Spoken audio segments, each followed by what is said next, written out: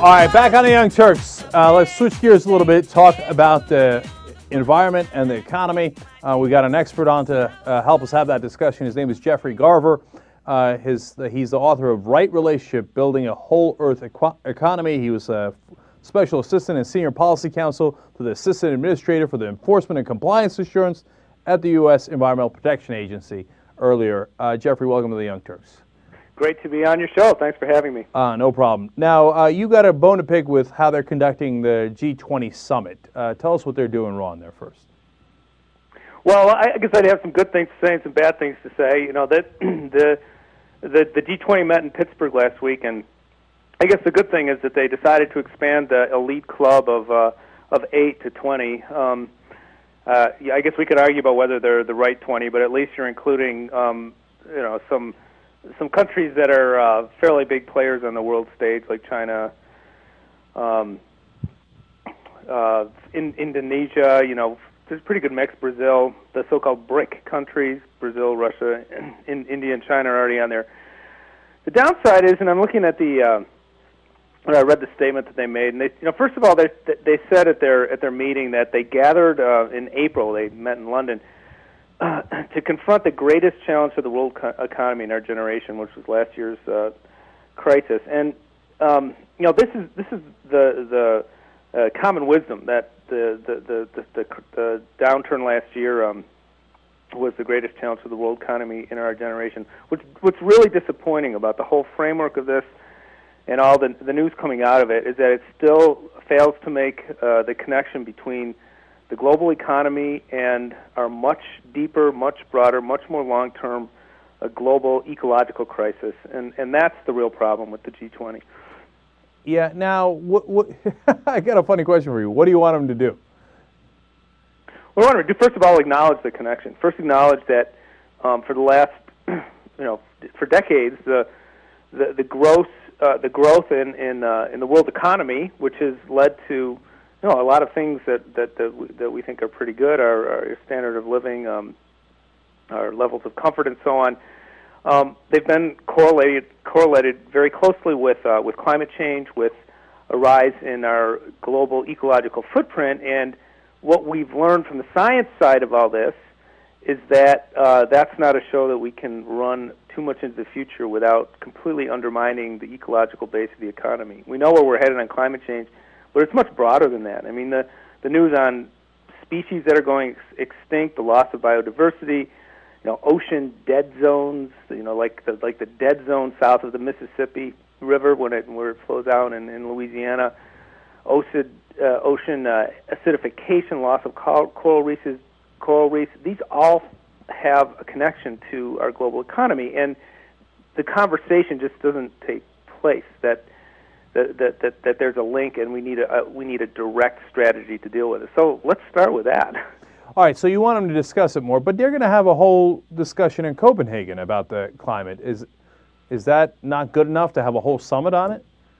Well, I think it's important to have the summit, but there as well, make the link to the economy. That we're used to having as a given that our economy has to continually grow out into the future, but we never ask the question about whether we can decouple, de-link that growth from ecological problems. Now, it may be if we get an agreement out of Copenhagen, and that's a whole other conversation because most of what you read in the press and so on is that it doesn't look very good for an agreement this year or for a good agreement this year. But let's link it to our economic paradigm, our economic and the whole frame of reference for thinking of our economy. And I think if you look at that deeply, you're pretty much going to come to the conclusion that we've got to start looking at different ways to organize our organizing. But Geoffrey, I mean, look. I hate to rain on this parade, and I hope it's not with acid rain. But sorry. Is that what you're going to restructure the whole world economy, taking this into account? Look, should you? Maybe you should. I think I probably would agree with you that you should, but it's not going to happen. I mean, I think that the only way that it happens is if things start to go dramatically wrong, and we've starting to lose some island nations, and then their economy's affected that way, then they'll adjust. But for them to go now and be like, oh no, you're right, Geoffrey, our bad, let's take this into account and change the way our economy is structured, isn't it asking for too much?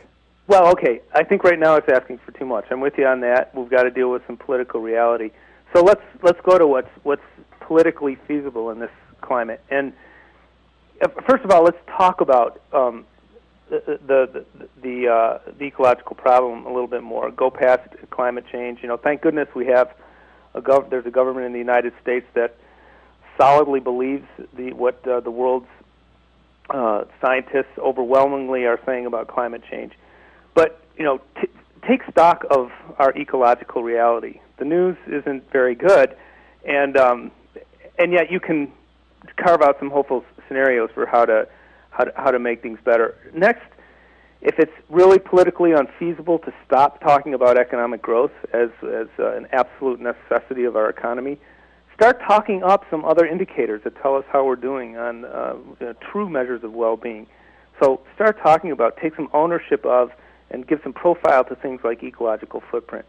This is a fairly, it's not perfect, but it's a pretty easily understandable measure of how we're using up the Earth's ecological capacity faster than it can regenerate now. And we've been doing that for a couple of decades. And this is a recipe for disaster if it continues. So let's also start talking about additional measures of looking at well-being other than gross domestic product. And there's some interesting ideas on that. There's something called the genuine progress indicator. There's something called the social sustainability indicator. There's a whole bunch of other things that could be put much more out into the public so that we're starting to look at the stakes a little differently. All right, here's what I can guarantee you. If you gave a little speech at the G20 summit about how we need to stop the world economic growth, you would be the least popular man there. I'm not going to run for anything on this. All right. I'm just talking from the kind of reality check that politicians aren't able to make right now. That to me, when you boil it down to the essence, that's the dilemma. And by the way, I'm not necessarily against economic growth, but pose the question this way: can we continue growth and decouple it from all of these ecological impacts? Now that's a scientific inquiry. If you go down that path, you might start. That's another way to find new answers. Absolutely, and that's a conversation we need to have, because then we're talking about what are the real economic impacts of the different businesses that you might run or the decisions that different countries make. So, and that needs to be taken into account, not just for ecological reasons, but also for economic reasons. So it's an interesting point you make. The book is called Right Relationship, Build a Whole Earth Economy, and the author is Geoffrey Garver. Geoffrey, thanks so much for joining us on The Young Turks. Thanks so much for having me. All right, we'll be right back.